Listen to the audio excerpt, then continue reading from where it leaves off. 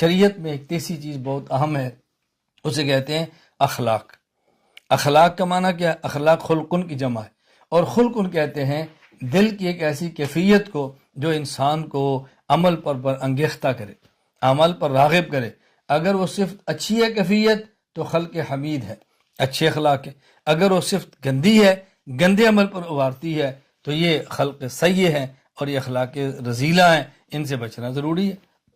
میں آج ایک خلق پہ ہلکی سی بات کرتا ہوں اور ہمیشہ اس کی ترغیب دیتا ہوں، وہ ہے حیا۔ مرد ہو یا عورت اپنے اندر حیا پیدا کریں، مرد ہو یا عورت اپنے اندر انسانی غیرت پیدا کریں، حیا پیدا کریں۔ اور بے حیائی یہ جب پیدا ہوتی ہے یہ آنکھ کی حفاظت نہ کرنے سے ہوتی ہے، اور اس وقت دنیا میں جتنا گناہ عام یہ آنکھ کا ہے شاید ہی دنیا میں کوئی اتنا گناہ عام ہو، جتنا یہ گناہ عام ہے شاید اتنا کوئی اور گناہ عام ہو۔ ہمارے حضرت شاہ کی مختار رحمہ اللہ فرمایا کرتے تھے اس وقت دنیا میں سب سے بڑا جو جرم اور گناہ ہے وہ آنکھ بدنگاہی کا ہے، نامحرم کو دیکھنے کا ہے۔ اس لیے اپنی آنکھ کی حفاظت کرنا از حد ضروری ہے، نامحرم عورت پر آنکھ نہ پڑے۔ رسول اللہ صلی اللہ علیہ وسلم کا ارشاد ہے النظر من سہام ابلیس مسموم، یہ شیطان کے زہریلے تیروں میں سے ایک تیر ہے، زہریلا تیر ہے۔ یہ انسان کے دل کو تباہ کر دیتی ہے، یہ انسان کو برباد کر دیتی ہے۔ اور اس گناہ سے بچنے کے لیے یعنی سب سے اہم بات ایسے موقع سے بچیں، ایسی جگہ سے بچیں جہاں پر یہ گناہ ہوتے ہیں۔ بغیر ضرورت کے بازار جانا بچیں، بلا ضرورت کے شادیوں میں شرکت کرنا جس میں مخلوط اجتماع ہو، مرد عورت اکٹھے، اس سے بچیں۔ بلا ضرورت موبائل کے استعمال، اس سے بچیں۔ ان چیزوں کی وجہ سے انسان گناہوں کے اندر مبتلا ہوتا ہے۔ جتنے مرد اور جتنی خواتین کا مجھ سے اصلاحی تعلق ہے ان میں سے جس نے بھی بد نگاہی کی بیماری کی بات کی ہے اس کی سب سے پہلی وجہ موبائل ہوتی ہے۔ جو بھی بد نگاہی کی بات کرتا ہے اس کی وجہ موبائل ہے۔ موبائل کی وجہ سے بد نگاہی، موبائل کی وجہ سے بے حیائی، موبائل کی وجہ سے غلط چیزیں۔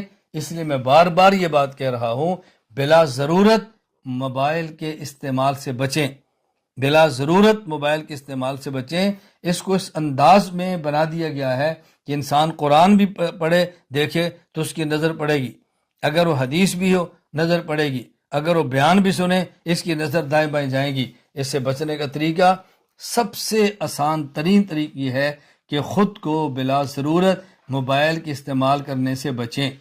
بس جس قدر بلا ضرورت استعمال سے بچیں گے اتنا ہی گناہوں سے بچ جائیں گے۔ میں اکثر یہ بات کہتا ہوں، جو بھی مجھے یہ بات کہتا ہے کہ جی یہ بدنگاہی میرا پیچھا نہیں چھوڑ رہی، فلاں گناہ نہیں چھوڑ رہا، میں کہتا ہوں آپ موبائل کی جان چھوڑ دو، بدنگاہی آپ کی جان چھوڑ دے گی۔ آپ اس سے جان چھڑا لو، باقی گناہوں سے ہماری جان چھوٹ جائے گی۔ تو ہم اپنی حفاظت کریں، اپنی آنکھوں کی حفاظت کریں۔ جو انسان آنکھ سے دیکھتا ہے وہ دماغ میں محفوظ ہوتا ہے، وہ دماغ کی طرح منتقل ہوتا ہے۔ پھر ہم کہتے ہیں نماز میں لذت نہیں آتی، ہم کہتے ہیں قرآن میں لذت نہیں آتی، ہم کہتے ہیں ذکر میں لذت نہیں آتی، ہم کہتے ہیں دین پڑھنے میں لذت نہیں آتی، علماء کی مجلس میں لذت نہیں آتی۔ بھئی جب دماغ کے اندر بے حیائی اور نامحرم خواتین گھسی ہوگی تو بتائیں کیسے لذت آئی؟ جب خواتین کے دماغ میں نامحرم مرد گھسے ہوں گے تو آپ بتائیں پھر انسان کو عبادات میں لذت کہاں سے آئے گی؟ قرآن میں لذت کہاں سے آئے گی؟ احادیث میں کہاں سے آئے گی؟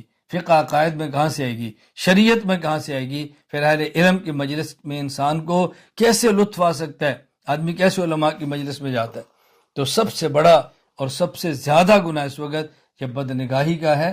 ہم اپنی اس سے حفاظت کریں، اپنے آپ کو بچانے کی کوشش کریں۔